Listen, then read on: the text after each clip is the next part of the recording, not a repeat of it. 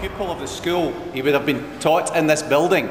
But also in 1920, he actually addressed the Dumfries public in this building when he received the freedom of Dumfries. And if you get a chance to look at the cabinet on the right-hand side, you'll see a picture of J.M. Barrie, and he's standing round about there. So if you actually want to be in his footsteps, that's the best place to be at some point this evening.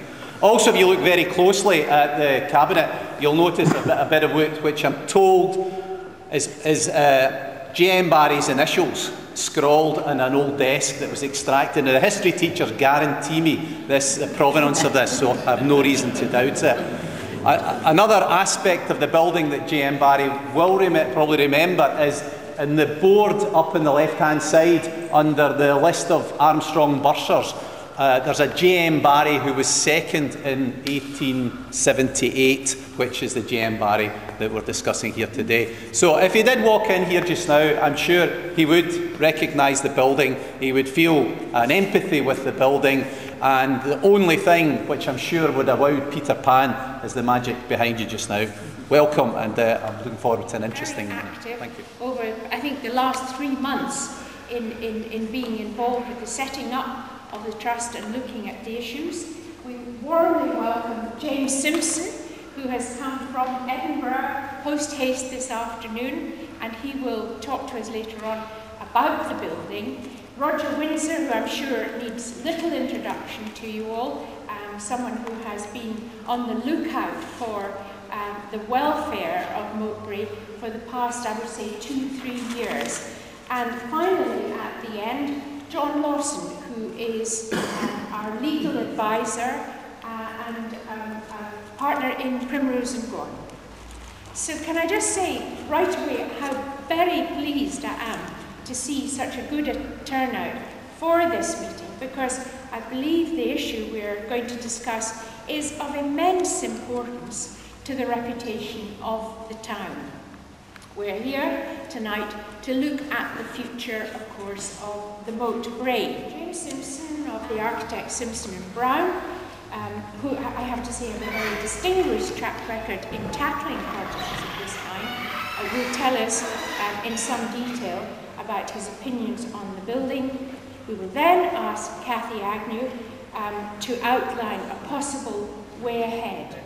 Conservation engineers, a lot of different people have come, looked at the building, and have advised us that the building could be saved, was not imminently Moat Brae Trust, that this project is doable.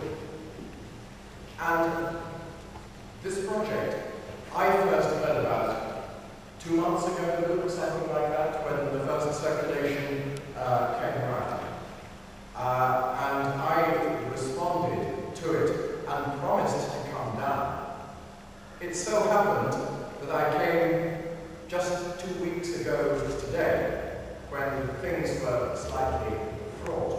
But I brought with me a conservation engineer, a man called Charles Blackdord from Appleby in Cumbria, and Kenneth Ferguson, who is a quantity surveyor to trade, but someone who is extremely experienced in various aspects of historic buildings and who himself runs a building preservation trust.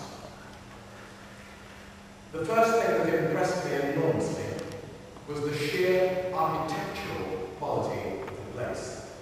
We all now know, which I didn't until 2 months ago, of the connections with Peter Pan and all that.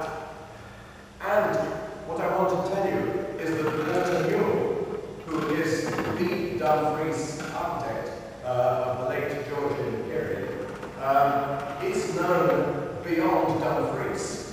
He's known as one of the prominent provincial architects, if I can use that term, of his period. And when you look at, here's a plan from the first edition Ordnance Survey round of the mid-19th century of Moat Brae and its garden. Here's Walter Newell's elevation of 1823, showing the house absolutely as it is, with its handsome, very perhaps masculine, right round had water poured through that house for 12 years. I can assure you that the state of the interior of Glendye was as bad when I first saw it, with dry rock fruiting bodies appearing everywhere, as the interior of Moat Brae is today. That's the famous library. It is a national cause célèbre. I understand Save Britain's Heritage in London, which played a major role in securing the acquisition of Dumfries House and the non-separation of the furniture from the building, is on the case, and that information has been sent to the Culture Minister, Mike Russell, by Save Britain's Heritage. This is a campaign which is well worth pursuing, and I assure you that the building is not in imminent danger of collapse, nor is it a threat to public safety in its present state.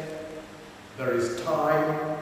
If the water can be stopped from getting in, and if the house can be got dry, there is, and perhaps some propping in as a second stage, the house will stand perfectly well until such time as money has been raised and a project can be put together for its conservation as a whole.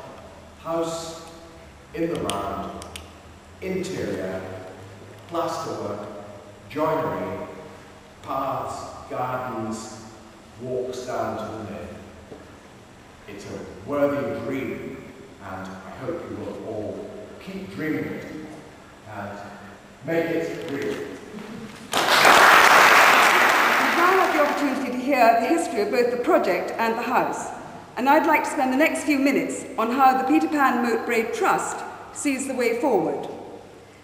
The most immediate task is to increase the number of members on the trust. It's currently not big enough, and it's not sufficiently robust for the very significant demands that lie ahead. So I very much hope that at the end of today's meeting, some of you will feel able to be able to put your name forward to come on board, so that office bearers within a group can then be elected. This is going to be a major development initiative and challenge for the whole of Dumfries and Galloway over the next few years, and it will involve several different partnerships and stakeholders.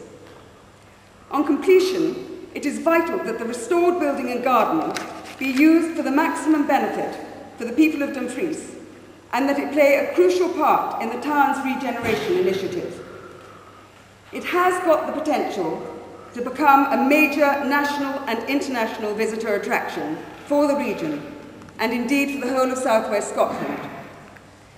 However, the project does need to be embraced by the local community, and thereby hopefully engender a sense of increased civic pride. And it's also really, really important that there is total commitment and support from the local council in all its various It's really nice to see the HAPs and turning off water supplies and some clearing out and propping down during September. That sort of urgency.